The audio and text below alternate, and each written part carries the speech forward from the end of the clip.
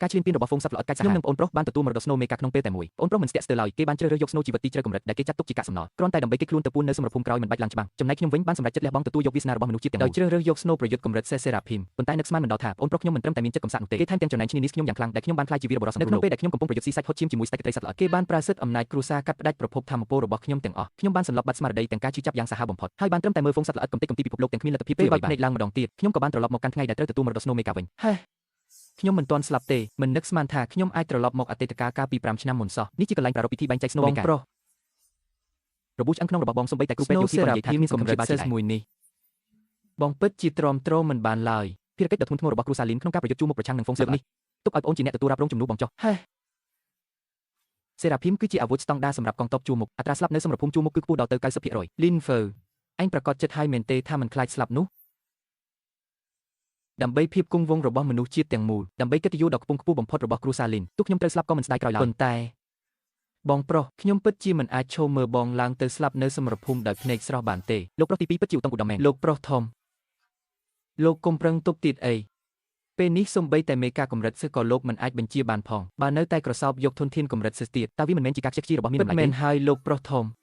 លោកប្រុសទី2កំពុងតែយកជីវិតមកបដូរដើម្បីការពារលោកហើយហេតុអ្វីបានជាលោកមិនព្រមនិយាយពីអរគុណសំបីតែខ្ញុំឬការពីជាតិមុនអាមនុស្សគ្មានប្រយោជន៍ម្នាក់នេះបានធ្វើពុតជាឈឺដួលសន្លប់ហើយយំទូញសោកថាខ្លួនឯងគ្មានធម៌ពលស្មារតីគ្រប់គ្រាន់គេបានសុខចិត្តជ្រើសរើសយក Snow កាកសំណល់ដែលគ្មាននរណាគេចង់បានដើម្បីបានគេខ្លួនទៅពួននៅតំបន់សុវត្ថិភាពខាងក្រៅយ៉ាងរំភើយក្រោយមកពេលគេឃើញខ្ញុំខ្លាចជាទេវតាសង្គ្រាមគេក៏ចំណែងឈ្នានីសរហូតដល់ឈួតចិត្តនឹកស្មានមិនដល់ថាក្នុងពេលប្រយុទ្ធចុងក្រោយគេហ៊ានប្រាសិទ្ធគ្រូសាមកកាត់ផ្ដាច់ធម៌ពលខ្ញុំគេគិតថាគេជាអ្នកសម្លាប់ខ្ញុំបានសម្រេច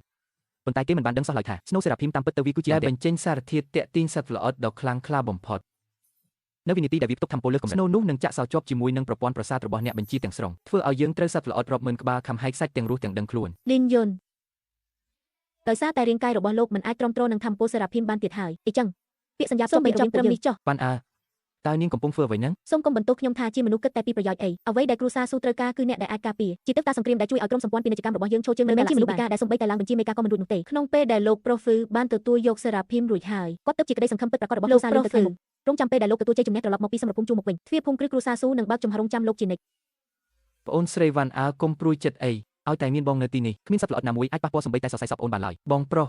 យាយហើយមែនទេជាតិមុនឯងបានជន់ឈ្លេខ្ញុំដើម្បីយកមុខយកមាត់តែជាតិនេះភាពរុងរឿងរបស់ឯងរួមទាំងមនុស្សស្រីរបស់ឯងផងគឺជារបស់ខ្ញុំទាំងអស់ហាហាហាជាតិមួយនេះឯងទៅដេកស្អុយរលួយក្នុងគំនរសម្រាមចុះហាហាហាដោយការគិតមែនគេក៏បានចាប់ជាតិមកវិញដែរហេសូវ៉ាន់អាកែវភ្នែកមើលមនុស្សរបស់នាងពិតជាល្អឥតខ្ចោះដូចដាមែនអ្នកទាំងពីរពិតជាស័ក្តិសមគ្នាមែនទេសង្ឃឹមថាដល់ពេលហ្វូងសត្វល្អិតទំពីបំផ្លាញឆ្អឹងគេនាងនៅតែអាចញ៉ាំបានស្រស់ស្រាយបែបនេះចុះថ្លើមធំណាស់អាហាលីនយុនអញខ្លួនឯងខ្លាចជាមនុស្សគ្មានប្រយោជន៍ហើយហ៊ានមកដាក់បណ្ដាសាប្អូនប្រុសឯងទៀតឬគ្រូសាលីនហេតុអ្វីក៏បង្កើតបានកូនដូចជាឯងជាមនុស្សគ្មានប្រយោជន៍ហើយមានចិត្តចង្អៀតចង្អល់បែបនេះបើគេនិយាយថាចង់ទទួលភារកិច្ចនេះជំនួសខ្ញុំទៅហើយខ្ញុំនឹងបំពេញបំណងរបស់គេហេ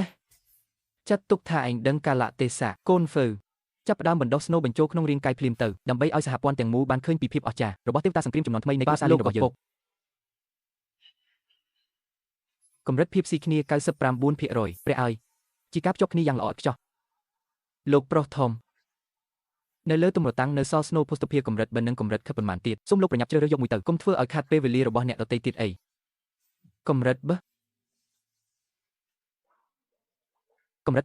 Snow ជីវិតលីនយុនឈប់ភ្លាមនោះជាកាកសំណល់ដែលកងទ័ពចាត់ចូលក្នុងបញ្ជីបម្រាមវាគ្មានប្រព័ន្ធគ្រប់គ្រងនោះទេវាត្រូវភ្ជាប់ដោយផ្ទាល់ទៅនឹងខួរក្បាលមនុស្ស3នាក់ដែលធ្លាប់សាកល្បងបណ្ដុះវាកាលពីមុនគឺស្លាប់ដោយសារតែបែកបាក់ស្មារតីហើយទូរាងកាយស្លាប់យ៉ាងអាណោចអាថោតតែឯងទៅប៉ះវាធ្វើអ្វីបើដាក់នៅលើទម្រតាំងទៅហើយមានន័យថាគេដាក់ឲ្យជ្រើសរើសហើយមែនទេ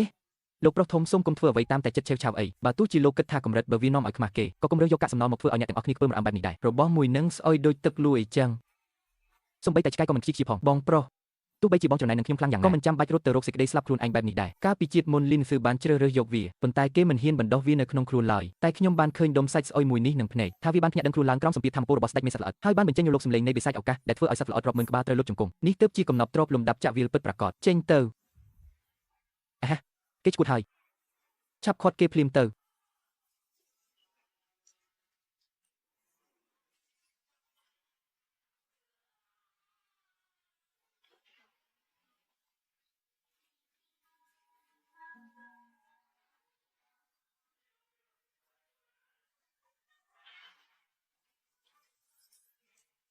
ៅស្លាប់ហើយលើកនេះគឺច្បាស់ជាស្លាប់មិនខានទេស្លាប់ទៅឆាប់ស្លាប់ទៅលីនយុនឲ្យតែឯងស្លាប់បាត់ទៅគ្រូសាលីននឹងធ្លាក់មកក្នុងដៃខ្ញុំទាំងស្រុងហើយ ចេញឲ្យឆ្ងាយពីខ្ញុំឯងមិនទាន់ស្លាប់ទេធ្វើឲ្យឯងខកបំណងហើយមិននឹកស្មានថាគេពិតជាអាចស្រូបយកកាកសំណល់បិសាចនោះបានមែនឯងមានឋានៈជាកូនប្រុសច្បងនៃគ្រួសារលីងតែបែរជាបណ្ដោយខ្លួនឲ្យធ្លាក់ចុះទាបបែបនេះពិតជាភាពអាម៉ាស់របស់គ្រួសារយើងមែនគ្រួសារឬតើពួកលោកមិនមែនបានជ្រើសរើសក្តីសង្ឃឹមថ្មីរួចហើយទេចាប់ពីថ្ងៃនេះទៅយើងសូមដកហូតសិទ្ធិជាអ្នកបន្តវេនទី1របស់លីនយុនយោងតាមច្បាប់យោធាសហព័ន្ធជនអំខ្សោយដែលបញ្ចូលស្នូកម្រិតគឺគ្មានសិទ្ធិទទួលការផ្គត់ផ្គង់ពីគ្រួសារឡើយត្រូវបញ្ជូនទៅកំពង់រណៈនៅភពកាកសំណល់ទី7ភ្លាមបានតើ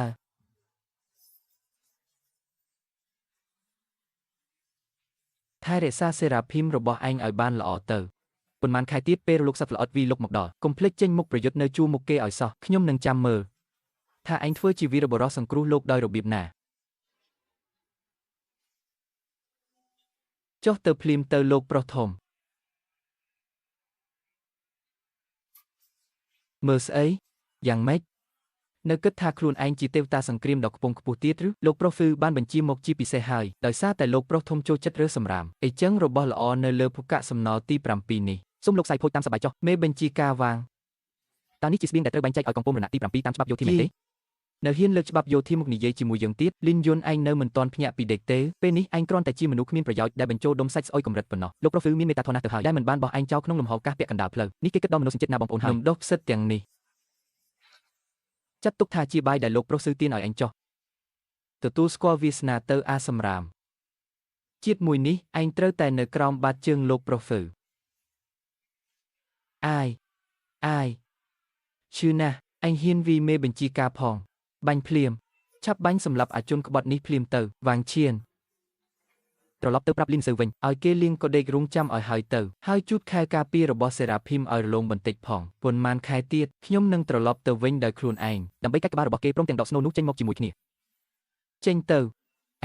គេឈួតហើយឯងឈួតមែនទែនហើយបិទទ្វារយានភ្លាមប្រញាប់ដំណើរការប្រព័ន្ធហោះហើរទៅទុកឲ្យវាដេកស្លាប់នៅកន្លែងនរកនេះចុះ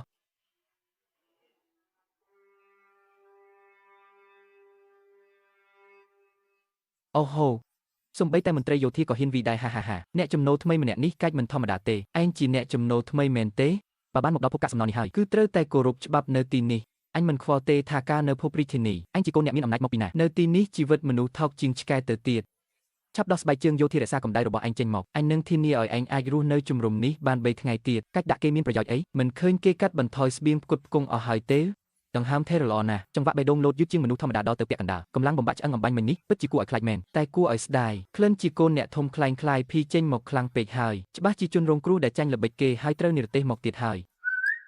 មើលគំនិតឯងចុះសាច់ក្រណាត់ឯកសណ្ឋានយោធានោះក៏មិនអន់ដែរអាចការពារខ្យល់និងជ្រាបទឹកបានដោះចេញមកទាំងអស់ទៅទោះជាយ៉ាងណាមនុស្សសាច់សឹកខ្ចីដូចជាឯងនេះបើជួបសត្វល្អិតកម្រិតមួយក៏ត្រូវវាយប្រហារស្លាប់ភ្លាមដែរពួកបងកុំធ្វើបាបគាត់អីគាត់ក៏គ្មានអ្វីបរិភោគដែរ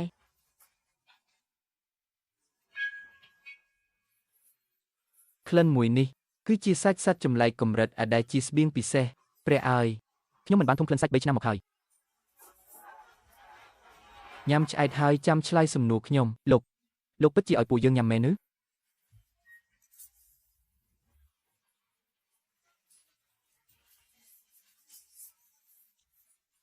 ហាញ៉ាំរបស់គេហើយត្រូវតែដឹងគុណគេខ្ញុំឈ្មោះលេយ៉ានស្នូធម្មពលកម្រិតជាប្រភេទពង្រីកឆ្អឹងដូចដែលអ្នកបានឃើញស្រាប់ហើយរាល់ពេលប្រើធម្មពលនេះឆ្អឹងទាំងនេះនឹងចាក់ទម្លុះសាច់ខ្ញុំម្ដងទៀតក្រៅពីទ្រាំនឹងការវីដំគឺគ្មានកម្លាំងប្រយុទ្ធអីទេពីមុនខ្ញុំជានីតិហ៊ាននៅក្នុងកម្ពុជាទី4ដោយសារតែល្មើសនឹងមេបញ្ជាការកងត្រួតពិនិត្យគេទម្លាក់កំហុសហើយបោះបង់ចោលនៅទីនេះខ្ញុំឈ្មោះលីងហ្វុងស្នូកម្រិតប្រភេទខ្លាញ់បន្លំរូបពេលប្រើអាចបំបាំងកាយបាន3វិនាទីផលរំខានរបស់វាគឺបំផ្លាញសរសៃប្រសាទភ្នែកទាំងស្រុងខ្លាយជាមនុស្សខ្វាក់គ្រូសាគិតថាខ្ញុំជាក្មេងចង្រៃក៏បោះបង់ខ្ញុំចោលដូចជាសម្រាមខ្ញុំឈ្មោះស៊ីជីក្មេងកំព្រានៅលើភពអេតចៃនេះស្នូធម្មពលកម្រិតជាប្រភេទផ្សិតវិញ្ញាណគេហៅខ្ញុំថាផ្សិតដោះស្លែអាចព្យាបាលបានតែរបួសសើស្បែកបន្តិចបន្តួចប៉ុណ្ណោះសូម្បីតែខាត់ឈាមក៏យឺតដែរខ្ញុំឈ្មោះលីនយៀនអតីតអ្នកបន្តវេនទី1នៃគ្រួសារលីនក៏ដូចជាអ្នកទាំងអស់គ្នាដែរដោយសារតែផ្សំជាមួយស្នូសាច់ស្អុយកម្រិតត្រូវគេដកហូតអ្វីគ្រប់យ៉ាងហើយនិរទេសមកទីនេះដើម្បីរងចាំសេចក្តីស្លាប់គ្រួសារលីនដែលគេស្គាល់ថាជាតកូយោធាលេខ1ក្នុងសហព័ន្ធនឹងមែនទេគ្មានអីឆ្ងល់ទេដែលអនុហ្វេនឯកម្នាក់នោះកងកាច់ម្លេះបងប្រុសអញធ្លាក់ខ្លួនដល់ថ្នាក់នេះគិតទៅពិតជាធ្ងន់ធ្ងរណាស់នៅកន្លែងចម្រៃនេះជាខ្ញុំគ្មានអ្នកណារស់បានលើសពី3ខែទេខ្ញុំមិនជឿលើព្រេងវាសនាទេខ្ញុំមកទីនេះមិនមែនដើម្បីរងចាំសេចក្តីស្លាប់ឡើយអាហារកំប៉ុងនេះចាត់ទុកជាប្រាក់កក់សម្រាប់ទិញជីវិតអ្នកទាំងអស់គ្នាដើរតាមខ្ញុំនឹងនាំអ្នកទាំងអស់គ្នាវិទម្លុះចេញពីភពអេតចៃនេះហើយជន់ឈ្លីពួកព្រះដែលធំក្បាលទាំងនោះឲ្យលិចចូលទៅក្នុងភព គុណប្រុសលីនតាលោកទទួលរងការប៉ះទង្គិចផ្លូវចិត្តខ្លាំងពេកទេដឹងរហូតដល់លប់ខួរក្បាលហើយមែនទេគ្រាន់តែពឹងលើពួកយើង4នាក់ដែលជាសម្រាមកម្រិតនេះទៅសម្លាប់ព្រះតើលោកដឹងទេថាពួកយន្តចម្បាំងកម្រិតស្នៅភពរាជធានីត្រឹមតែបាញ់មួយគ្រាប់អាចកំទេចជំរំនេះឲ្យខ្លាយជាភ័យបាន បងប្រុសលីនកុំចិត្តរាវអី បងប្រុសបំណងល្អរបស់ឯងខ្ញុំទទួលយកហើយប៉ុន្តែខ្ញុំណែនាំឲ្យឯងគិតតាមការពិតបន្តិចទៅយ៉ាប់ហើយសញ្ញាប្រកាសអាសន្នក្រហមកម្រិត2មិននឹងអាចទៅរួចនេះជាហ្វូងសត្វល្អិតកម្រិតមធ្យមហើយជាកម្រិតធម្មពលរបស់កងល្បាតចំនួនប៉ុន្មានក្បាលនៅទីដែលណាចម្ងាយ2គីឡូម៉ែត្រនៅខាងមុខចំនួនយ៉ាងតិច30ក្បាលអេចាំបន្តិចរ៉ាដាបង្ហាញថាមានប្រភពធម្មពលកម្រិតខ្ពស់ចំនួន3គឺទីហ៊ានសត្វល្អិតកម្រិតកងកម្រិត3ចប់ហើយចប់សពគ្រប់ហើយទប់មិនចប់ទេទ្វាររបងការបានខូចតាំងពីខែមុនម្លេះពួកយើងប្រកាសជាត្រូវវាស៊ីទាំងអស់ហើយ គុណប្រុសលីនអំបញ្ញមិញឯងបានឲ្យខ្ញុំញ៉ាំសាច់ជាលើកដំបូងក្នុងរយៈពេល3ឆ្នាំខ្ញុំមិនញ៉ាំទេឡើយនាំនាងរត់ទៅតាមបំពង់ទឹកស្អុយក្រោមដីទៅអាខ្វាក់ឡើងទៅទប់ជាមួយខ្ញុំទប់បាន1នាទីគិត1នាទីឈឺចាប់ណាស់បដូរជីវិតដើម្បីក្មេងថ្មីម្នាក់បែបនេះខ្ញុំពិតជាឈួតមែនហើយរត់ទៅនៅឈោផ្លឹកធ្វើអីទៀតជាតិមុនលីនហ្វឺបានយកយុទ្ធមិត្តធ្វើជាខែការពារប៉ុន្តែពេលនេះសម្រាម2នាក់នេះបែរជាជ្រើសរើសទៅស្លាប់ដើម្បីអ្នកដទៃឯងមិនក៏ឯងមានកម្លាំងខ្លាំងម្លេះមិនបាច់ទប់ទេហេគ្រាន់តែជាហ្វូងសត្វល្អិតមកដឹកជញ្ជូនអាហារប៉ុណ្ណោះចំពេលដែលខ្ញុំកំពុងតែមិនទាន់ឆ្អែតផង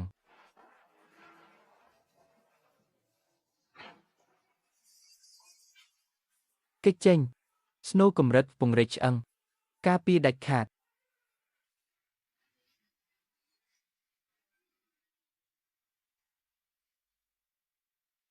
ពូលីបំបាំងកាយរហ័ស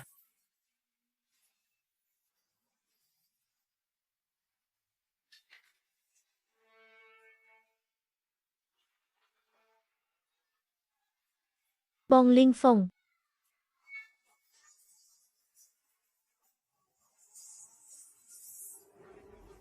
ថយក្រោយហើយបើកភ្នែកឲ្យធំមើលលីនយានឯងឈួតហើយមែនទេយកខ្លួនទេទៅទប់នឹងសត្វល្អិតឯងចង់ស្លាប់មែនទេចង់ស្លាប់បញ្ចេញធម្មពលអវិជ័យ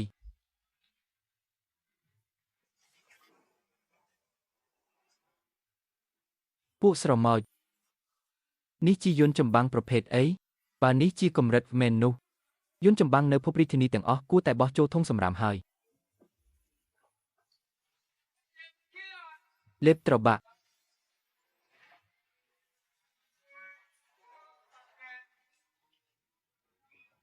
ទីង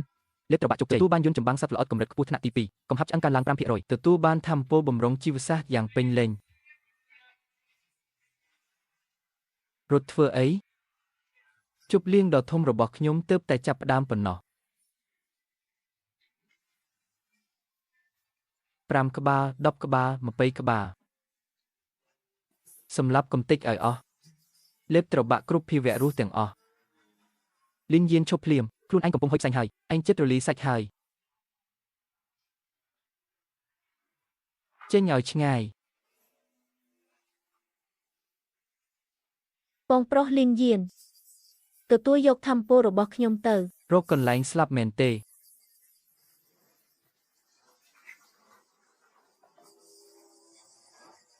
ការចុះសម្រុងដ៏ល្អឥតខ្ចោះជាតិមុនបន្ទាប់ពីនាងស្លាប់ទៅស្នូមួយនេះមិនដែលបញ្ចេញពន្លឺបែបនេះទៀតឡើយពីព្រោះវាមិនមែនជាសម្រាមព្យាបាលអីនោះទេប៉ុន្តែវាជារូបរាងដើមនៃបណ្ដាញដើមឈើទេពសមុទ្រតារានាងកើតមកគឺដើម្បីរងាប់ភាពកាចសាហាវរបស់បិសាចលំអាកាសនិងដើរតួជាប្រព័ន្ធបន្ថយកម្ដៅសរសៃប្រសាទដ៏ខ្លាំងបំផុតមិនអីទេលេងអីហើយធ្វើបានល្អណាស់ក្មេងនិយាយជាប់អណ្ដាតពេលនេះខ្ញុំអាចស៊ីអាហារដ៏ធំនេះដោយគ្មានការព្រួយបារម្ភទៀតឡើយ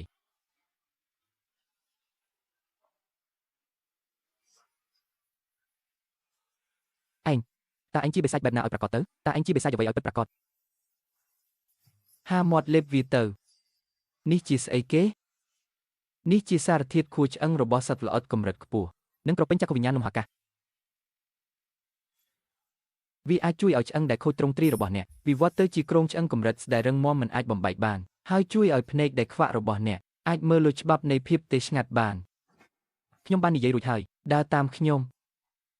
នឹងនាំអ្នកទាំងអស់គ្នាវិលុកត្រឡប់ទៅភពរាជធានីវិញទៅចាប់លីនហ្វឺនិងពួកព្រះដ៏ខ្លែងខ្លាយទាំងនោះអូសទម្លាក់ចូលទៅក្នុងនរកទាំងអស់គ្នាជំរាបសួរប្រជាពលរដ្ឋសហព័ន្ធទាំងអស់ដរាបណាខ្ញុំលីនស៊ឺនៅទីនេះពន្លឺដ៏ពិសិដ្ឋនេះនឹងមិនអនុញ្ញាតឲ្យពួកសត្វល្អិតចង្រៃណាចូលមកជិតមាតុភូមិរបស់យើងឡើយ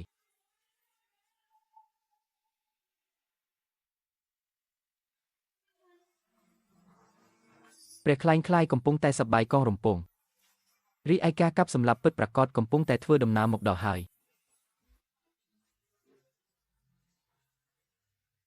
កូនប្រុសស៊ឺពិតជាទេវតាសង្គ្រាមពីកំណើតមែនធម្មពលលោកដ៏ពិសិដ្ឋបែបនេះកុំថាឡើយពួកសត្វល្អិតចង្រៃសូម្បីតែមើលមួយផ្លែតក៏ធ្វើឲ្យគេកោតខ្លាចក្នុងចិត្តដែរ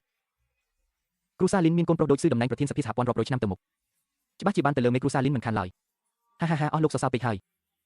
ទោះបីជាស៊ឺមានទេពកោសល្យពីកំណើតក៏ពិតមែនប៉ុន្តែគេនៅក្មេងខ្ចីណាស់ថ្ងៃមុខនៅតែត្រូវការណែនាំនិងការថែរក្សាពីអស់លោកចាស់ទុំទាំងអស់គ្នាលោកពូលីនដាក់ខ្លួនពេកហើយធម្មពលស្មារតីរបស់បងស៊ឺពេលនេះបានទម្លុះដល់កម្រិតទៅហើយបើប្រៀបធៀបជាមួយមនុស្សឥតបានការម្នាក់ដែលរងចាំតែថ្ងៃស្លាប់នៅភពសម្រាមគឺខុសគ្នាដូចមេឃនិងដីហាអូនវ៉ាន់អោនិយាយត្រឹមត្រូវណាស់កាលពីជាតិមុនអ្នកដែលឈរនៅទីនេះទទួលការគោរពកោតសរសើរគឺអាមុខស្លាប់លីនយន្តនោះរីឯខ្ញុំបានត្រឹមតែលាក់ខ្លួននៅគៀនកោះជ្រោះចរណែនរហូតចង់ឈួតពេលនេះកិត្តិយសឋានៈសំបីតែគូដណ្ដឹងរបស់លីនយន្តក៏ត្រូវមកក្រាបសំពះនៅក្រោមជើងរបស់ខ្ញុំនេះហើយជាអត្ថន័យនៃការចាប់ជាតិនេះហើយជាអំណាចដែលទទួលបានពីមនុស្សយន្តប្រយុទ្ធកម្រិតប្រកាសអាសន្នធម្មពលបច្ចុប្បន្នរបស់ Snow ទេវតាបានឈានដល់ចំណុចគ្រោះថ្នាក់ហើយប្រព័ន្ធប្រសាទរបស់អ្នកបញ្ជាកំពុងទទួលបន្ទុកលើសពី 85% ពិនិត្យឃើញមានរោគសញ្ញាជាប់គាំងប្រព័ន្ធប្រសាទបន្តិចបន្តួចសូមណែនាំឲ្យបិទខែការពារជាបន្ទាន់ផ្ដាច់ការភ្ជាប់ប្រព័ន្ធប្រសាទហើយចូលទៅក្នុងស្ថានភាពសម្លក់ដើម្បីបន្ថយកម្ដៅប្រកាសអាសន្នបើពុំនោះទេនឹងមានហានិភ័យស្ទះសរសៃប្រសាទពិតជាខកចិត្តមែននោះមកពីជាតិមុនរាងកាយរបស់អក្សរលីនយន្តនោះអន់ពេកទើបវាមិនអាចទប់ទល់នឹងសម្ពាធប្រព័ន្ធប្រសាទបានប៉ុន្តែខ្ញុំមានធម៌ពលស្មារតីទ្វេដងបើខ្ញុំបិទខែការពារនៅពេលនេះតើពួកអ្នកមានអំណាចទាំងនោះគិតយ៉ាងម៉េចចំពោះខ្ញុំតើខ្ញុំអាចរក្សាកិត្តិនាមជាអ្នកសង្គ្រោះពិភពលោកដ៏ខ្លាំងពូកែបានដោយរបៀបណាបងស៊ឺតើបងកាត់អីមិនស្រួលខ្លួនមែនទេមិនអីទេគ្រាន់តែធម៌ពលស្មារតីខ្លាំងពេកទើបធ្វើឲ្យធម៌ពលហៀចេញបន្តិចបន្តួចប៉ុណ្ណោះរីកាជូនលោកឧត្តមសេនីយ៍ត្រីភ័យស្លន់ស្លោរឿងអីមិនឃើញខ្ញុំកំពុងទទួលភ្ញៀវកិត្តិយសទេលោកឧត្តមសេនីយ៍រ៉ាដានៅប៉ុស្តិ៍ប្រចាំការបង្ហាញភាពមិនប្រក្រតីតំបន់អាចកាយមានប្រមូលផ្ដុំទៅដោយកងស៊ើបការសត្វល្អិតកម្រិតខ្ពស់ជាច្រើនមានរឿងចម្លែកអីទៅពួកវាទាំងអស់កំពុងសម្លឹងមកលោកដូចជាហ្វូងឆ្កែចកដល់កាច់សាហាវពន្លឺដែលបញ្ចេញពីមនុស្សយន្តប្រយុទ្ធគឺដូចជាការតាក់ទាញហ្វូងឆ្លាមដែលបានធំក្លិនឈាមប្រធានប៉ុស្តិ៍ស្នើសុំឲ្យលោកបិទខែការពារនិងលាក់ខ្លួនជាបន្ទាន់អាចឆ្លើយអញហ៊ានឲ្យយើងបិទខែការពារឬអញចង់បង្រៀនយើងពីរបៀបធ្វើការមែនទេប៉ុន្តែលោកឧត្តមសេនីយ៍ពួកសត្វល្អិតទាំងនោះសត្វល្អិតហាគ្រាន់តែកងស៊ើបការប៉ុន្មានក្បាលសោះធ្វើឲ្យអញភ័យខ្លាចដល់ថ្នាក់នេះផងដែលពួកវាសម្លឹងមើលពន្លឺនេះគឺដោយសារតែសេចក្តីខ្លាចចោលអាចចំពោះព្រះចាត់ទុករបាយការណ៍នេះជាសម្ងាត់បំផុតភ្លាមអ្នកណាហ៊ានផ្សព្វផ្សាយព័ត៌មានបំពុលនឹងត្រូវប្រហារជីវិតភ្លាមសូមអភ័យទោសផងអស់លោកដែលធ្វើឲ្យភ័យស្លន់ស្លោវាមិនដែលឃើញពិភពលោកទូលាយដើម្បីសហព័ន្ធរបស់យើងចូលកែវដើម្បីសហព័ន្ធលោកឧត្តមសេនីយ៍ពិតជាអស្ចារ្យមែន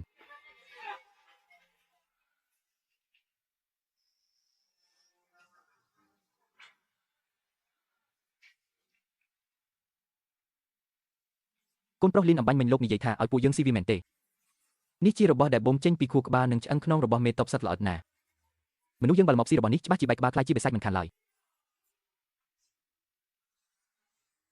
វាមិនអីទេវាត្រូវបានសម្រិតសម្រាំងរួចហើយការអត់ធ្មត់របស់ខ្ញុំមានកំណត់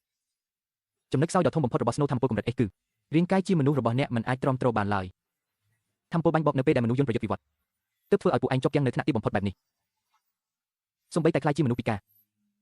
អ្វីដែលនៅចំពោះមុខពួកឯងនេះគឺខួរឆ្អឹងដ៏រឹងមាំបំផុតរបស់មេតបសត្វល្អិតកម្រិត3និងក្រពេញចក្រវិញ្ញាណនំហាកាសលេបវាទៅវានឹងរៀបចំរចនាសម្ព័ន្ធសែនរបស់ពួកឯងឡើងវិញ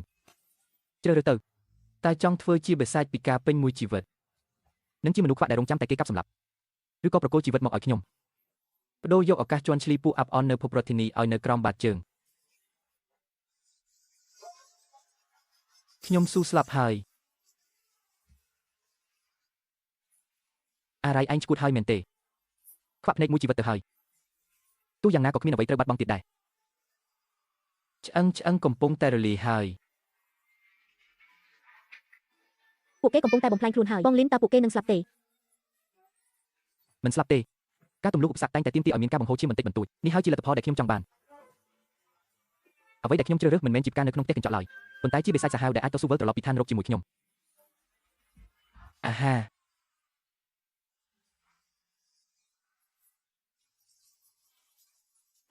កម្រិតអី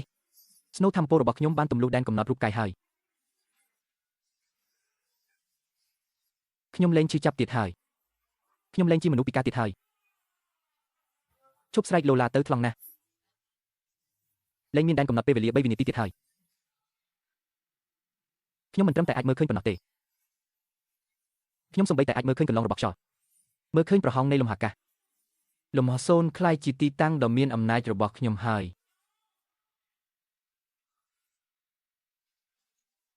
ជីវិតរបស់ខ្ញុំរាយយ៉ានចាប់ពីពេលនេះទៅជារបស់កូនប្រុសលីនទោះលោកឲ្យខ្ញុំទៅវាកំទេចអ្នកណាក៏ខ្ញុំមិនញើសឡើយសុខចិត្តធ្វើជាដាវលាក់មុខនៅក្នុងស្រមោលរបស់កូនប្រុសលីនក្រោកឡើងទាំងអស់គ្នាទៅចាប់ពីពេលនេះទៅឲ្យខ្ញុំថាប្រធានក្រុមពួកនៅភពរដ្ឋធានីនោះប្រហែលជាកំពុងតែរំពឹងលើអាមនុស្សឥតបានការលីនស៊ឺនោះហើយដើម្បីបញ្ចេញមុខមាត់នៅក្នុងពិធីប្រកាសសង្គ្រាមយោងតាមពេលវេលានៅសល់មិនដល់3ខែទៀតទេរលកសត្វល្អិតកម្រិតអេសនឹងបំពេញមកដល់ហើយមុនពេលនោះមកដល់ពួកយើងត្រូវតែរុញច្រានស្នូធម្មពលទាំងអស់ឲ្យឡើងដល់កម្រិតអេសឡើងទៅ3ខែពេលវេលាគៀកពេកហើយលោកប្រធានទោះបីជាសត្វល្អិតអនាថានៅលើភពបោះបង់ចោលនេះមានច្រើនក៏ពិតមែនប៉ុន្តែបើចង់ជួបហ្វុងធំដូចថ្ងៃនេះគឺត្រូវពឹងលើសំណាងហើយអ្នកណាថាពួកយើងត្រូវពឹងលើសំណាងរងចាំពួកវាមកនោះ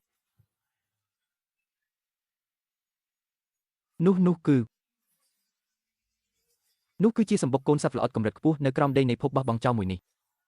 បើពួកវាមិនមកពួកយើងនឹងទៅស៊ីពួកយើងមិនការពារទេគឺទៅចេញដេញប្រមាញ់តែម្ដងលោកប្រធានតើលោកប្រកាសទេថាពួកយើងមកដេញប្រមាញ់មិនមែនមកធ្វើជាចំណីរបស់គេនោះទេចំនួននៅខាងក្រោមនេះយ៉ាងហោចណាស់ក៏មានដល់រាប់ម៉ឺនក្បាលដែរគ្រាន់តែមេតបសត្វល្អិតកម្រិត3អំបញ្ញមិញនេះខ្ញុំស្កែនឃើញ10ជាងយ៉ាងម៉េចទៅហើយស៊ីសាច់របស់ខ្ញុំហើយពេលនេះចង់ក្អួតចេញមកវិញមែនទេវាមិនដល់ថ្នាក់នឹងទេខ្ញុំគ្រាន់តែគិតថាអាហារប៊ូហ្វេថ្ងៃនេះ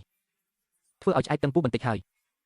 ជញ្ជាំងថ្មខាងឆ្វេងមានលក្ខសត្វល្អិតពូកម្រិតខ្ពស់6ក្បាលដែលទទួលខុសត្រូវយាមកម្មទុកឲ្យខ្ញុំចុះតែ3វិនាទីប៉ុណ្ណោះខ្ញុំនឹងធ្វើឲ្យពួកវាខ្វាក់ភ្នែកទាំងអស់នាងតូចចុះឯងវិញខ្លាចឬអត់មិនខ្លាចទេឲ្យតែបាននៅក្បែរបងលីនអូនពិតជាមិនខ្លាចឡើយល្អណាស់គ្មានអាវុធទំនើបគ្មានការបាញ់គាំទ្រពីក្រោយ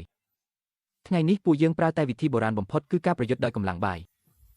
រាយយ៉ានទប់ទល់នៅសមរភូមិមុខលីងហ្វឹងវីកំទេចទីបញ្ជាការកណ្ដាលរបស់ពួកវា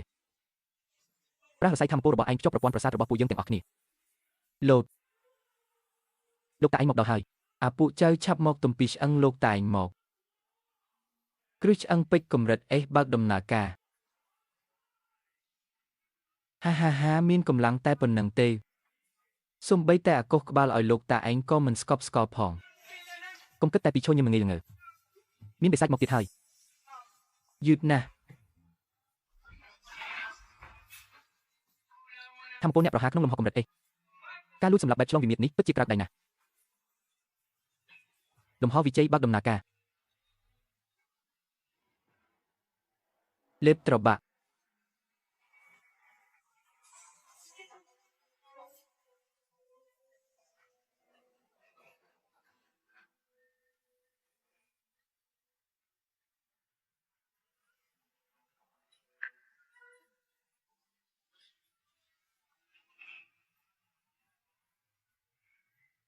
ការបាញ់បោកនៃសែន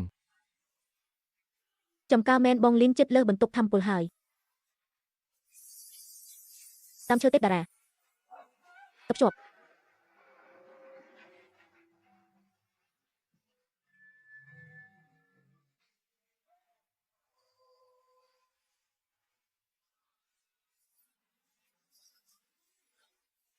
ហូនាងតូចធម្មពលជំនួយរបស់ឯងនេះដូចជាលួចបន្លំហើយកុំនិយាយច្រើនកាប់សម្លាប់ទៅ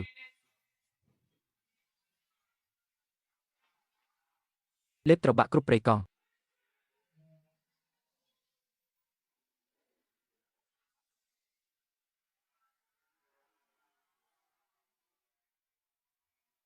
ប្រជាពលរដ្ឋនៃសហព័ន្ធទាំងអស់គ្នាសូមមើលពន្លឺដែលនៅពីក្រោយខ្នងរបស់ខ្ញុំនេះដរាបណាមានខ្ញុំលិនស៊ើនៅទីនេះដរាបណាពន្លឺទេពរបស់ទេវតាសេរ៉ាហ្វីមិនរលត់យើងនឹងមិនថយក្រោយសូម្បីតែពាក់កណ្ដាលជំហានឡើយពួកសត្វល្អិតស៊ើគ្រាន់តែជាស្រមោចនៅក្នុងចាក់វាលប៉ុណ្ណោះថ្ងៃស្អែកខ្ញុំនឹងដឹកនាំកងនាវាទី1ចេញទៅកម្ចាត់ពួកវាដោយផ្ទាល់ឲ្យពួកវាដឹងថានរណាជាម្ចាស់ពិតប្រាកដនៃលំហាកាសនេះជ័យយោអាក្មេបញ្ជាការលិនស៊ើជ័យយោព្រះអង្គសង្គ្រោះត្រកូលលិនគ្មានគូប្រៀបទេសំណាងហើយដែលខ្ញុំឆាប់ទាត់ចោលអាមនុស្សគ្មានបានការលិនយន្តនោះមានតែបុរសដែលស្ថិតនៅពីលើមនុស្សទាំងពុងទេទើបស័ក្តិសមនឹងខ្ញុំការព្រមានធ្ងន់ធ្ងរស្នូទេវតាសេរ៉ាហ្វីមកំពុងទុកធម្មពលលើសកម្រិតជាបន្តបន្ទាប់កម្រិតស្អិតភ្ជាប់នៃប្រព័ន្ធប្រសាទកណ្ដាលបានឡើងដល់95ហើយ ពីនិតឃើញការដាច់សរសៃឈាមតូចដំណើរការទាំងប្រព័ន្ធប្រសាទចិត្តដល់ដំណាក់កាលមិនអាចត្រឡប់វិញបានហើយសូមបិទខែការពារជាបន្ទាន់កំពុងផ្ដាច់ចេញពីមនុស្សយន្តដោយបង្ខំ បិទមាត់ទៅលោកប្រុសហ្វឺលោកប្រុសឈាមច្រមុះហើយតាមមកពីប្រតិកម្មប្រឆាំងនឹងស្នូមែនទេបិទមាត់ហើយចេញឲ្យឆ្ងាយទៅខ្ញុំមិនអីទេគ្រាន់តែរលកធម្មពលស្មារតីខ្លាំងពេកប៉ុណ្ណោះគ្រាន់តែសង្កត់សរសៃប្រសាទបន្តិចបន្តួចសោះខ្ញុំជាកូនចៅទេវតាដែលបានចាប់ជាតិ2 ដងមិននឹងអាចទប់មិនជាប់ទៅទីហ៊ានស៊ើបការសត្វល្អិតស៊ឹកនៅខ្សែក្រវ៉ាត់អាចផ្កាយក្រៅភពចំនួនរបស់ពួកវាបានកើនឡើងដល់ជាង10លានក្បាលហើយពួកវាទាំងអស់កំពុងស្ថិតក្នុងស្ថានភាពពុះកញ្ជ្រោលរកគូយ៉ាងខ្លាំងតើពួកវាកំពុងសម្លឹងមើលស្អីហ្នឹងហេតុអ្វីបានជាពួកវាមិនវាយប្រហារផ្កាយរណបបែរជាមកសម្លឹងមើលភពរដ្ឋធានីមិនដាក់ភ្នែកបែបនេះទៅវិញ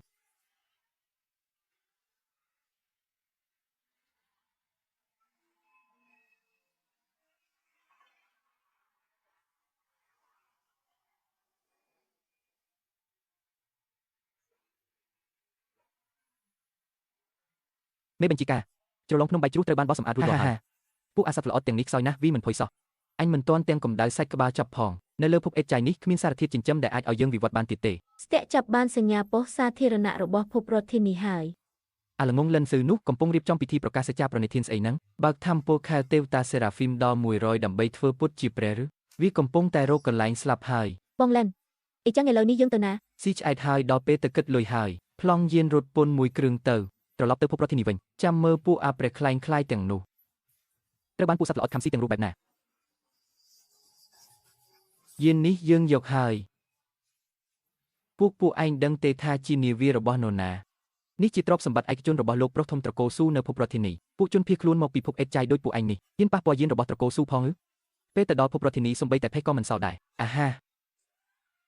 ត្រកូលស៊ូចំពេលល្អមែនអញកំពុងតែពិបាកចិត្តរកមុខសញ្ញាមិនឃើញផងទៅប្រាប់ត្រកូលស៊ូទៅថាយាននេះត្រូវបានកំពូលអត្តឃាតទី7របស់យើងរឹបអូសយកហើយលីងហ្វុងចូលគ្រប់គ្រងយានអវកាសនេះទៅទទួលបញ្ជាមេបញ្ជាការសូមអង្គុយឲ្យស្រួលបួលម៉ាស៊ីនលោតផ្លោះលំហាកាសគោលដៅកន្លងគិតផែនដីនៃភពរដ្ឋធានី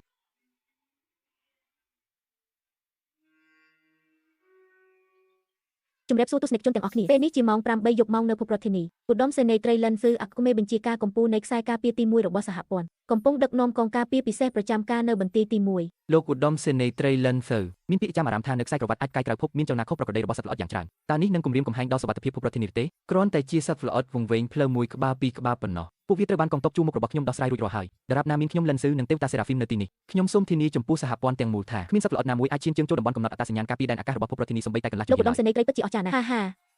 ាអ្នកនាងស៊ូពិតជាមានសំណាងមែនដែលបានរៀបការជាមួយវីរបុរសគ្មានគូប្រៀបបែបនេះពិតជាហ្វូងមនុស្សល្ងងខ្លៅមែនភ្នែកទាំងគូរបស់ខ្ញុំនេះមើលឃើញយ៉ាងច្បាស់លាស់ណាស់នៅក្នុងលំហាកាសដែលឆ្ងាយពីភពនេះមិនដល់30000គីឡូម៉ែត្រមានសត្វល្អិតកម្រិតខ្ពស់យ៉ាងហោចណាស់រាប់សិបលានក្បាលកំពុងលាក់ខ្លួនពួកវាបែរជាគ្មានសូម្បីតែប្រព័ន្ធប្រកាសអាសន្នបន្តិចសោះលិនហ្វឺបានលាក់បាំងព័ត៌មាននេះដោយបង្ខំវាដឹងថាសត្វល្អិតកំពុងមកដល់ហើយប៉ុន្តែវាមិនដាច់ចិត្តបោះបង់ការផ្សាយផ្ទាល់ពិធីសច្ចាប្រណិធានដែលអាចធ្វើឲ្យឈ្មោះវាល្បីល្បាញក្នុងប្រវត្តិសាស្ត្រវាស្រេកឃ្លានចង់ក្លាយជាព្រះខ្លាំងពេកហើយស្រេកឃ្លានរហូតដល់ហ៊ានយកជីវិតខ្លួនឯងនិងជីវិតមនុស្សរាប់ពាន់លានអ្នកនៅលើភពនេះមកធ្វើជាការភ្នាល់ប៉ុន្តែបងឡែនចុះប្រហែលជាគេពិតជាអាចទប់ជាប់មែននោះខែការពាររបស់ទេវតាសេរ៉ាហ្វីមមុំរិតសេសគេល្បីថាអាចទប់ទល់នឹងការបាញ់ប្រហារពីកាំភ្លើងធំរបស់នាវាមេបានទប់ជាប់ឬណែក្មេងតូចអញដឹងទេថាហេតុអ្វីបានជាពួកសត្វល្អិតបង្កើតរលកសត្វល្អិតកម្រិតមកពីភាពស្រេកឃ្លាននិងការបន្តពូជរលកធម្មពលរបស់ទេវតាសេរ៉ាហ្វីមនៅក្នុងឧបករណ៍ពិនិត្យរបស់មនុស្សគឺជាធាតុពន្លឺដ៏ពិសិដ្ឋប៉ុន្តែនៅក្នុងការដឹងតាមរយៈសែនរបស់ពួកសត្វល្អិតវិញនោះគឺជាសារធាតុជំរុញតណ្ហានិងការចំណីដ៏ស័ក្តិសិទ្ធិបំផុតក្នុងចក្រវាលទាំងមូលវាប្រៀបដូចជាដុំសាច់ស្រស់មានឈាមស្រក់និងមានក្លិនឈ្ងុយឆ្ងាញ់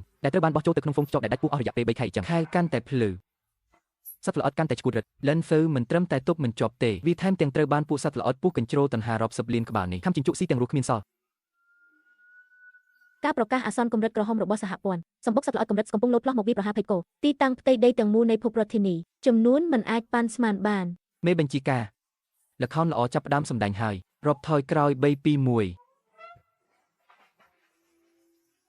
សូមឲ្យព្រះខ្លែងខ្លាយឡើងឆាកទៅទទួលសេចក្តីស្លាប់ចុះ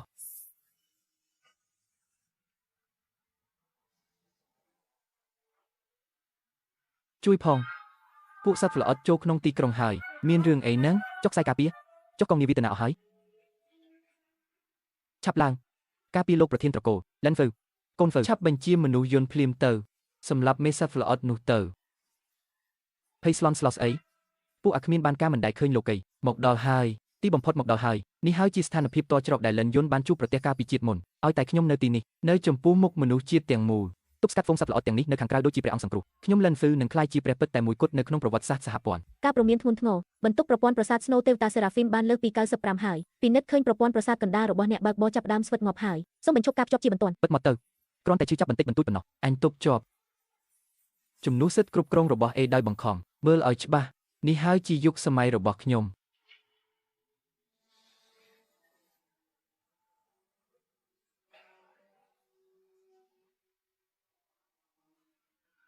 ទប់ជាប់ហើយអាគ្មេបញ្ជាការលិនហ្វឺទប់ជាប់ហើយពិតជាអភូតហេតុមែនទេវតាសេរ៉ាហ្វីមគ្មានគូប្រៀបល្អណាស់ត្រកូលលិនរបស់យើងពិតជាត្រូវបានកំណត់ឲ្យគ្រប់គ្រងកាលៈសមាអាសត្វចង្រៃលិនយុនបានឃើញទិដ្ឋភាពនេះប្រហែលជាកំពុងស្ដាយក្រោយរហូតដល់សុំគ្រីមនៅលើពុកអេតចៃហើយមើលទៅហាលិនយុនអញឃើញទេខ្ញុំធ្វើបានហើយអ្វីដែលឯងមានការពីជាតិមុនខ្ញុំបានដណ្ដើមយកមកទាំងអស់ហើយ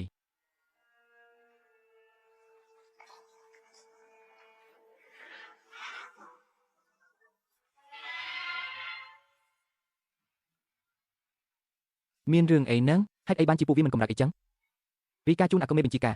ពួកវាមិនវាប្រហារប្រជាពលរដ្ឋទៀតទេសត្វល្អិតទាំងអស់កំពុងតម្រង់មកទីដែលនៃបន្ទីនេះពួកវាបែរមុខមកវិញហើយស្អីគេ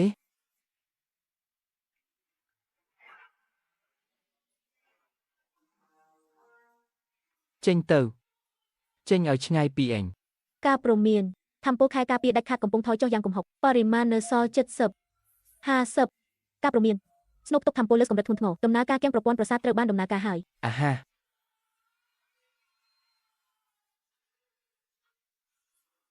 ការបញ្ជូនអារម្មណ៍ជាចាប់ប្រព័ន្ធប្រសាទ100ត្រូវបានបើកគុំជួយខ្ញុំអី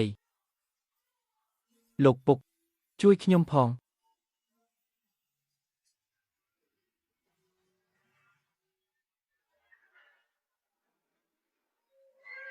ទេរឿងនេះមិនអាចទៅរួចទេខែការពាររបស់ខ្ញុំ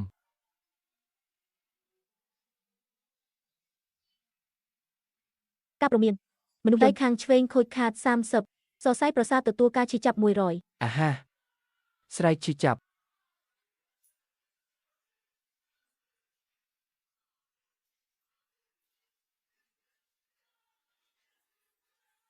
បាញ់ឆាប់បាញ់ទៅការពារលោកឧត្តមសេនីយ៍ត្រី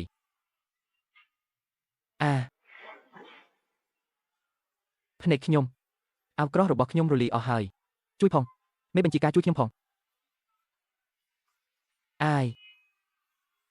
ចប់ហើយគ្រឹះត្រកូលលីនរបស់យើងត្រូវវិនាសអស់ហើយឈឺណាស់ជើងខ្ញុំឈប់ខំទៅជួយខ្ញុំផងលោកពុក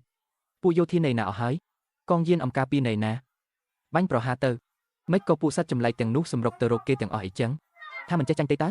មិនមែនជាអភូតហេតុទេគេកំពុងធ្វើអីហ្នឹងគេគ្មានសំបីតែកម្លាំងតបត់បិទវាភ្លាមទៅប្រញាប់ប្រាប់លីនហ្វឺឲ្យបិទម៉ាស៊ីនមនុស្សយន្តនោះភ្លាមនោះមិនមែនជាធម្មពលស័ក្តិសិទ្ធិអីទេបណ្ឌិតសភាវិទ្យាសាស្ត្រទើបតែបកស្រាយរលកខួរក្បាលរបស់ពួកវាបាន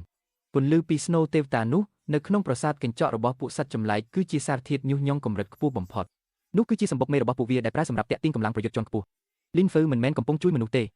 គេកំពុងប្រើមនុស្សយន្តនោះដើម្បីតាក់ទាញសត្វចម្លែកមកទាំងភពតែម្ដងគេបានតាក់ទាញពួកវាមកទាំងអស់ហើយស្អីគេជាអ្នកតាក់ទាញមកទេដើម្បីតែចង់អួតបែរជាបើកឧបករណ៍តាក់ទាញសត្វចម្លែកនៅចំពោះមុខមនុស្សទាំងលោកអញបានសម្លាប់មនុស្សទាំងភពរាជធានីហើយត្រកូលលីនគឺជាជនក្បត់ជាតិប្រចាំសតវត្សនេះមិនមែនជាការពិតទេលីនយ៉នមែនហើយបើជាលីនយ៉នគាត់ច្បាស់ជាមិនធ្វើបែបនេះដាច់ខាត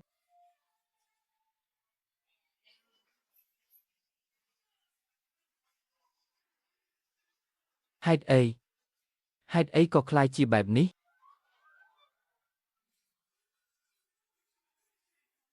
ជាតិមុនលីនយ៉នអាចខ្លាយជាព្រះដោយសារវាហេតុអីពេលមកដល់ដៃខ្ញុំបែរជាខ្លាយជាបែបនេះទៅវិញសូមឲ្យសំណាងល្អណាស់អ្នកសង្គ្រោះលោកគេដឹងតាំងពីដំបូងមកម្លេះថាទេវតាភ្លើងគឺជាអន្ទាក់នេះជាមូលហេតុដែលគេស្លាប់កាលពីជាតិមុនលីនយ៉នអាបេសាចឯងចិត្តណាបោះបង់ក្តារម្នាក់នេះមកឲ្យខ្ញុំឯងបោកប្រាស់ខ្ញុំ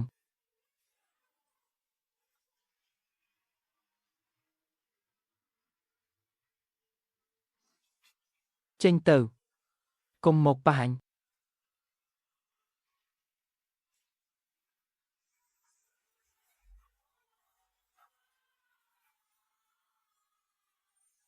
ជួយខ្ញុំផងលោកពុកមនុស្សតកូលីននៃណាអស់ហើយចាប់មកជួយខ្ញុំទៅគ្មានប្រយោជន៍ទេសឺអែកងយានត្រកូលីនត្រូវពួកវាបំផ្លាញអស់ហើយខ្សែការពារដួលរំហើយពួកយើងចប់ហើយទេខ្ញុំមិនទាន់ចង់ស្លាប់ទេខ្ញុំជាកូនចៅទេវតាដែលបានចាប់ជាតិឡើងវិញខ្ញុំត្រូវគ្រប់គ្រងសហព័ន្ធ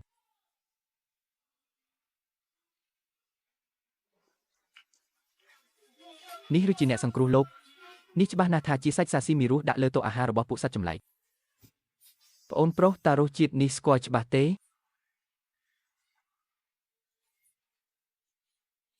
លីនយ៉នគឺឯងជាអ្នកធ្វើបាបខ្ញុំឯងដឹងពីមុខមាត់ពិតរបស់ទេវតាភ្លើងតាំងពីដំបូងឯងចិត្តណាបណ្ដោយឲ្យខ្ញុំដណ្ដើមយកវា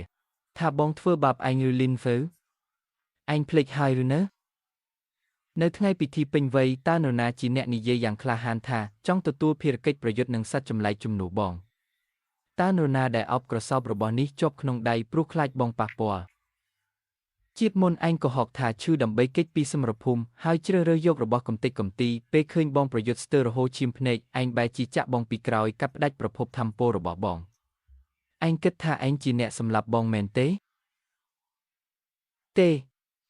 ជាតិមុនបងក៏ដូចជាឯងពេលនេះដែរគឺត្រូវទេវតាភ្លើងចាក់សោជាប់ក្នុងបន្ទប់បញ្ជាហើយសម្លឹងមើលគ្រឿងក្នុងខ្លួនឯងត្រូវពួកសត្វចម្លែកស៊ីម្ដងមួយម៉ាត់បងគ្រាន់តែប្រគល់បល្ល័ង្កអ្នកសង្គ្រោះលោកនេះទៅឲ្យឯងប៉ុណ្ណោះទាំងអស់នេះគឺឯងជាអ្នកស្វែងរកដោយខ្លួនឯងខ្ញុំប្រគល់ត្រកូលលីនឲ្យបងវិញខ្ញុំប្រគល់វ៉ាន់អែលឲ្យបងវិញជួយខ្ញុំផងខ្ញុំដឹងថាបងមិនទាន់ស្លាប់ទេ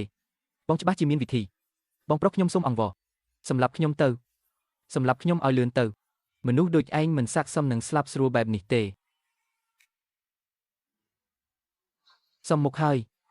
អាល្ងងនេះទីបំផុតបានសម្លាប់ខ្លួនឯងពិតមែនហេដើម្បីតែមុខមាត់ក៏ទាញយកជីវិតមនុស្សរាប់សិបលាននាក់ឲ្យកប់ជាមួយមនុស្សបែបនេះទោះឲ្យសត្វចម្លែកស៊ី10000ដងក៏មិនអស់ចិត្តដែរ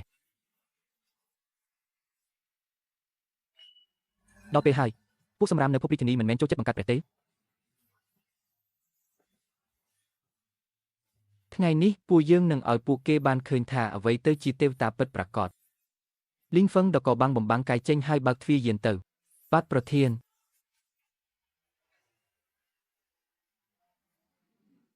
អវជ័យ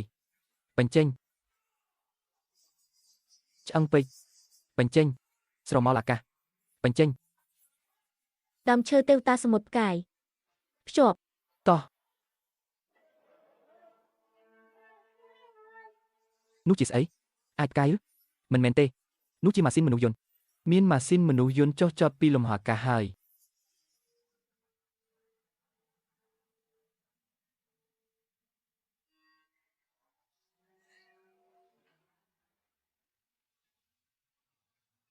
បង្ក្រាបគ្រប់ព្រៃកង់បើករលកសំឡេងកម្រិតទាប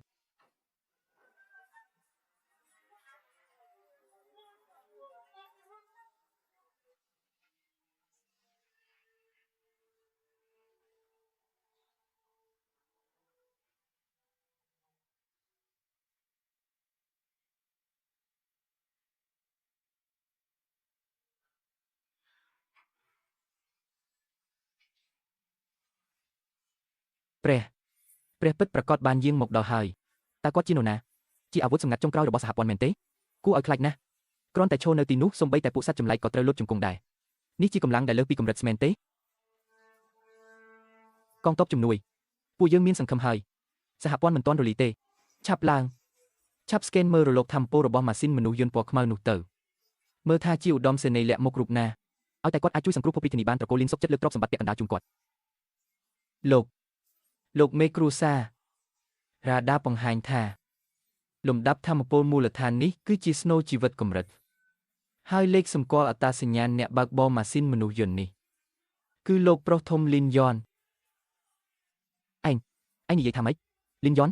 អាសម្រាមដែលអញបណ្ដេញទៅភពចាក់សម្រាមនោះហ៎ខ្ញុំនឹងចាំមើលថាតើលោកធ្វើជាអ្នកសង្គ្រោះលោកដោយរបៀបណារឿងនេះមិនអាចទៅរួចទេរបស់កំទេចកំទីកម្រិតមិននឹងអាចបង្ក្រាបបងសត្វចម្លែកបានតើគេបានធ្វើអីខ្លះនៅលើភពចាក់សម្រាមនោះគឺលីនយ៉នជាលីនយ៉នដែលខ្ញុំបានផ្ដាច់ពាក្យនៅមុខសាធារណជនពេលនេះគាត់គឺជាព្រះដែលឈរលើសត្វចម្លែករាប់ម៉ឺនបិទមាត់ទាំងអស់គ្នាទៅ ខ្ញុំឈ្មោះលីនយ៉នអាទិត្យអ្នកស្នងមរតកទី1នៃត្រកូលលីនហើយបច្ចុប្បន្នជាប្រធានក្រុមរណៈប្រចាំភពចាក់សម្រាមទី7ថ្ងៃនេះខ្ញុំត្រឡប់មកភពរាជធានីវិញមិនមែនមកធ្វើជាអ្នកសង្គ្រោះលោកឥតបានការអីនោះទេពួកឯងស្លាប់ឬមិនស្លាប់សហព័ន្ធរលាយឬមិនរលាយគឺគ្មានពាក់ព័ន្ធសូម្បីតែមួយសែនជាមួយខ្ញុំឡើយខ្ញុំត្រឡប់មកវិញគឺដើម្បីមកគិតបញ្ជីប្រធានពួកសត្វចម្លែកទាំងនេះស្ដាប់បង្គាប់ណាស់កុំនិយាយច្រើនបណ្ដាញដើមឈើទេវតារបស់ប្អូនស្រីស៊ូយើបានពង្រីកក្រឡុកសម្លេងរបស់ប្រធាន10 ដងបុកបរោះនៅក្នុងស៊ីនរបស់ពួកវាកំពុងតែខឹងសម្បាហើយមើលថាតើពួកវាហ៊ានកម្រើកសម្បីតែបន្តិចឬអត់ បងប្រុសលីនអ្នកនៅខាងមុខនោះគឺលីនស៊ើហើយមែនទេ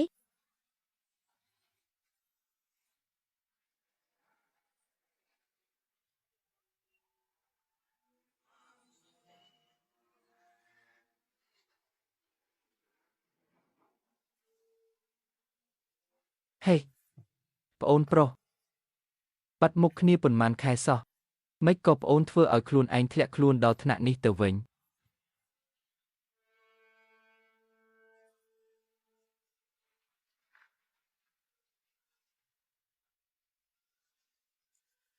លីនយាន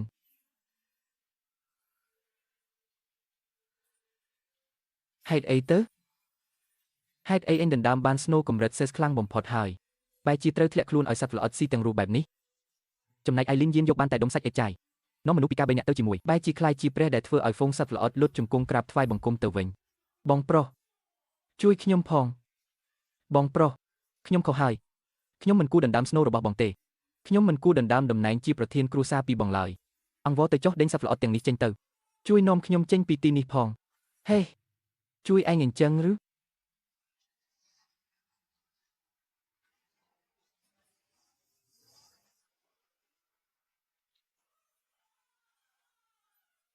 កុំខ្លាចអីបងមិនជន់ឯងឲ្យស្លាប់លឿនបែបហ្នឹងទេការផ្សាយបន្តផ្ទាល់ជាសកលត្រូវបានចាប់ផ្ដើមឯងតែងតែគិតថាក្រោយពេលបានចាប់ជាតិជាថ្មី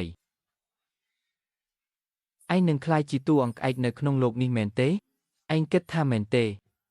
កាលពីជាតិមុនឯងបានលួចកាត់ផ្ដាច់ប្រភពធម្មពលរបស់បងបន្ទាប់ពីធ្វើស៊ីបងរហូតដល់ស្លាប់ហើយឲ្យតែឯងដណ្ដើមយកបានទេវតាស្លាប់ភ្លើងឯងនឹងអាចគ្រប់គ្រងគ្រប់យ៉ាងរបស់បងបានដោយស្របច្បាប់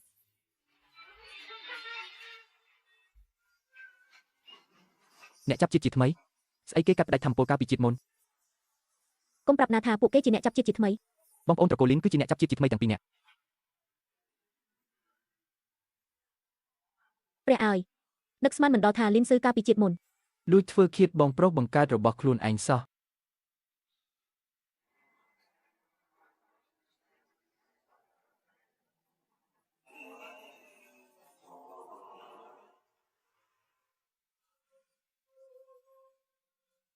ការពិតការពីជាតិមុនលីនយានភ្លីជីវិតក្នុងសមរភូមិ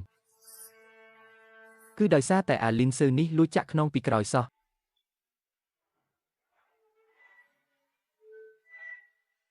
ឯង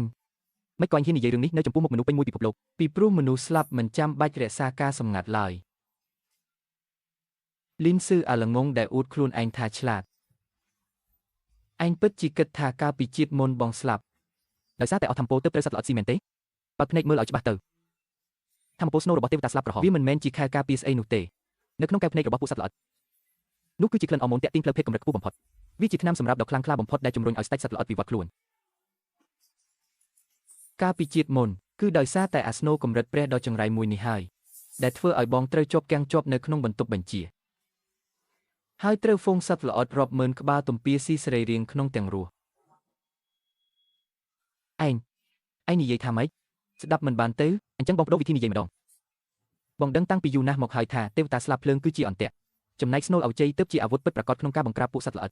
រលកសម្លេងអនុប្រេកង់របស់បិសាចនៅថ្ងៃពិធីពេញវ័យកាលពីពេលនោះបងឈរមើលអញរត់ឡើងទៅលើឆាកទាំងរកពីអស្ចារ្យមើលអញអបទេវតាស្លាប់ភ្លើងជាប់នៅក្នុងរង្វង់ដៃអញដឹងទេថាពេលនោះបងខំទប់សំណើចស្ទើរតែស្លាប់ទៅហើយអញស្មានថាអញបានដណ្ដើមយកកិត្តិយសដ៏ខ្ពង់ខ្ពស់របស់បងមែនទេអ្វីដែលឯងបានដណ្ដើមយកទៅនោះគឺជាក្តាររំឈូសដែលបងបានជ្រើសរើសយ៉ាងពិសេសសម្រាប់ឯងទេ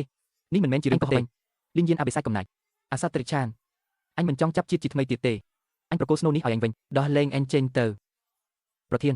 ฮ่าฮ่าฮ่าสำหรับមនុស្សហើយបំបែកទាំងផ្លូវចិត្តទៀតវិធីដែលលោកលេងនេះពិតជាសាហាវគ្មានអ្នកប្រៀបមែន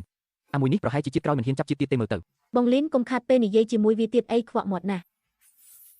លីងយានគឺជាកំហុសរបស់ពុកហើយពុកពិតជាខ្វាក់ភ្នែកមែនហើយប្អូនប្រុសរបស់កូនវាឈួតបាត់ទៅហើយវាគឺជាសត្វត្រឆានវាស្លាប់ក៏មិនស្ដាយដែរឲ្យតែកូនជួយសង្គ្រោះភពរដ្ឋធានីបានតំណែងជាប្រធានគ្រួសារលីននឹងក្លាយជារបស់កូនព្រាមទូកូនចង់បានអ្វីក៏ប្អូនក៏កូនទាំងអស់ដែរត្រឡប់មកវិញមកគ្រួសារលីនមិនអាចខ្វះកូនបានទេ លីនយានអូនដឹងថាបងនៅតែស្រឡាញ់អូនពីមុនមកអូនគ្រាន់តែវង្វេងស្មារតីមួយរយៈទើបត្រូវលីនស៊ឺបោកប្រាស់អូនទើបជាគូដណ្ដឹងពិតប្រាកដរបស់បងតែបងជួយសង្គ្រោះអូនថ្ងៃក្រោយបងថាម៉េចក៏អូនស្ដាប់តាមបងជាត្រូវធ្វើកូនធ្វើសេះបំរើបងក៏អូនព្រមដែរប ិទប៉ុស្តិ៍ទំនាក់ទំនងចោលទៅឬសំឡេងរបស់ពូសម្រាមទាំងនេះហើយធ្វើឲ្យអញចង់គួតណាស់ពិធីជប់លៀងគួរតែដល់ពេលបញ្ចប់ហើយអូនប្រុសសារ៉ាយនៅទីបញ្ចប់ដែលអញបានខិតខំដណ្ដើមយកដោយខ្លួនឯងចុះឡាយ៉ានលីងហ្វុងស៊ូយៀមានមុខដល់ការគៀបសង្កត់នៃរលកសំឡេងអនុប្រេកង់ចេញគោលដៅគឺស្ដេចសត្វល្អិតកម្រិតថ្ងៃនេះអញនឹងលេបត្របាក់ភពមួយនេះព្រមទាំងព្រះរបស់វាចូលទៅក្នុងពោះជាមួយគ្នា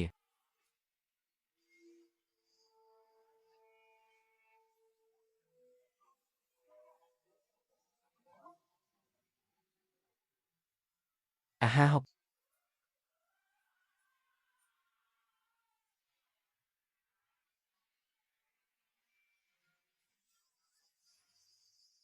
ទេទុកពួកវាឲ្យជាប់ឆាប់បាញ់ទៅលោកប្រធានយើងទប់លេងជាប់ហើយកងការពាររបស់យើងត្រូវស្លាប់អស់ហើយ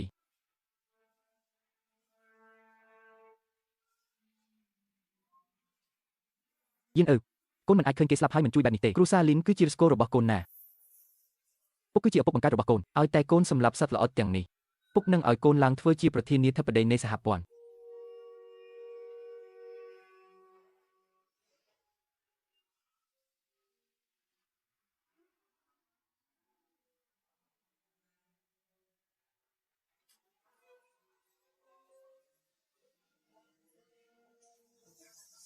សម្រាមពិតជាច្រើនមែនប្រធានអាពួកមានស្លាប់ទាំងនេះទុកឲ្យខ្ញុំនិងបងឡើយជាអ្នកចាត់ការចុះបិទខ្ទប់លំហហាហាហាអាខ្វាក់ធ្វើបានល្អណាស់ចាំមើលដៃម្ដងក្រោះឆ្អឹងកម្រិតទេវកថាប្រមាញ់បុរាណ បងលីនតែនធម្មពលនៅជុំវិញស្ដេចសត្វល្អិតខ្លាំងក្លាពេកហើយវាកំពុងតែប្រមូលផ្ដុំធម្មពលកំភ្លើងធំកម្រិតភពផែនដីធម្មពលរបស់វាបានលើកពីកម្រិតកំណត់នៃការលេបត្របាក់របស់យើងហើយកម្រិតកំណត់នៅក្នុងវិជ្ជានុក្រមរបស់អញគ្មានពាក្យថាកម្រិតកំណត់ឡើយអាស្រមោចសត្វល្អិត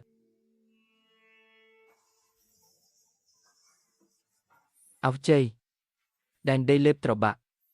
បើកដំណើរការដល់កម្រិតអាត់បម៉ាប្រកាសអាសន្នបន្ទុករបស់មនុស្សយន្តលើសពី150គ្រឿងក្រោះចាប់ផ្ដើមរលាយប្រកាសអាសន្នការវិបកនៃសែនឃ្លាវខ្លាបានទម្លុះកម្រិតពាន់សរសៃប្រសាទខួរក្បាលចិត្តដាច់ខាតហើយលឿនឡើងលីនយានឯងចិត្តផ្ទុះខ្លួនស្លាប់ហើយប្រធានផ្ទុះខ្លួនស្លាប់គ្រាន់តែដង្កូវសាច់រាងធំបន្តិចនេះសោះបងលីនអូនមិនបណ្ដោយឲ្យបងស្លាប់ឡើយដាច់ខាតគឺមិនបាននាងតូចនិយាយជាប់អញចង់ធ្វើអីហ្នឹងត្រឡប់ទៅវិញភ្លាមបងលីនរយៈពេល3ខែនៅលើពុកនោះគឺជាពេលវេលាដែលអូនមានអារម្មណ៍ថាខ្លួនឯងរស់នៅដូចជាមនុស្សពិតប្រាកដបំផុតអូនធ្លាប់និយាយហើយថាអូននឹងក្លាយជាស្រោមដោដ៏ខ្លាំងបំផុតរបស់បងទម្រង់ចុងក្រោយទេវកថាសមុទ្រតារាកាត់ភ្ជាប់ធម្មពលភព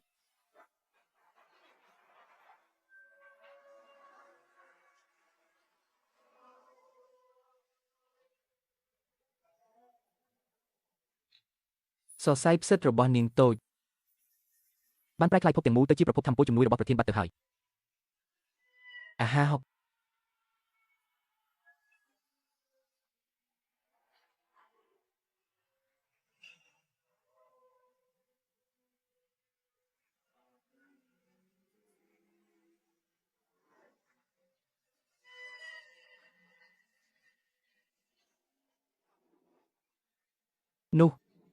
នោះជាស្អីហ្នឹង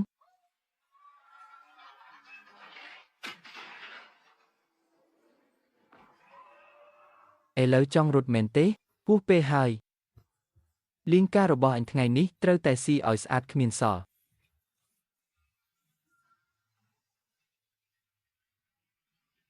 ការលេបត្របាក់កម្រិតភពបើកឲ្យអស់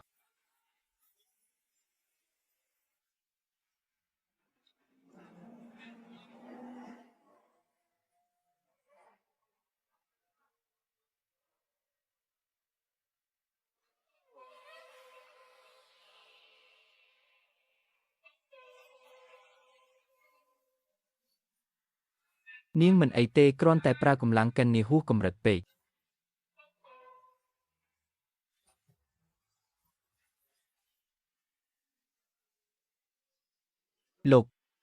លោកមេបញ្ជាការលីនយានអរគុណលោកខ្លាំងណាស់អរគុណដែលបានជួយសង្គ្រោះសហព័ន្ធនិងមនុស្សជាតិទាំងមូលលោកគឺជាព្រះពិតប្រាកដរបស់យើង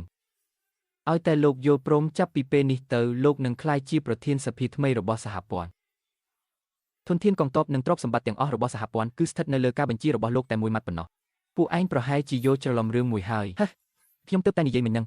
ខ្ញុំមិនមែនជាអ្នកសង្គ្រោះពិភពលោកទេហើយក៏គ្មានចំណាប់អារម្មណ៍មកជួយសង្គ្រោះសម្រាមដូចពួកឯងដែរខ្ញុំមកទីនេះគឺគ្រាន់តែចង់សម្លាប់មេអាសត្វល្អិតនោះយកមកញាត់ឲ្យពេញពោះខ្ញុំតែប៉ុណ្ណោះចំណែកឯពួកឯងរស់រានមានជីវិតគឺមកពីពួកឯងសំណាងល្អមិនត្រូវបានពួកវាស៊ីចន្លោះថ្មិញតែប៉ុណ្ណោះលោកមេបញ្ជាការនិយាយលេងសើចពេកហើយលោកមានអំណាចខ្លាំងក្លាបែបនេះក្រៅពីគ្រប់គ្រងសហព័ន្ធតើលោកអាចទៅណាបានទៀតឲ្យទៅគ្រប់គ្រងពួកឯងដែលជាពួកមនុស្សមានពុតត្បុតលោភលន់ជាពួកសម្រាមដែលចាំតែចាក់ពីក្រោយខ្នងគ្នាឯងនឹងហឹងក៏ខ្វក់ពេកហើយ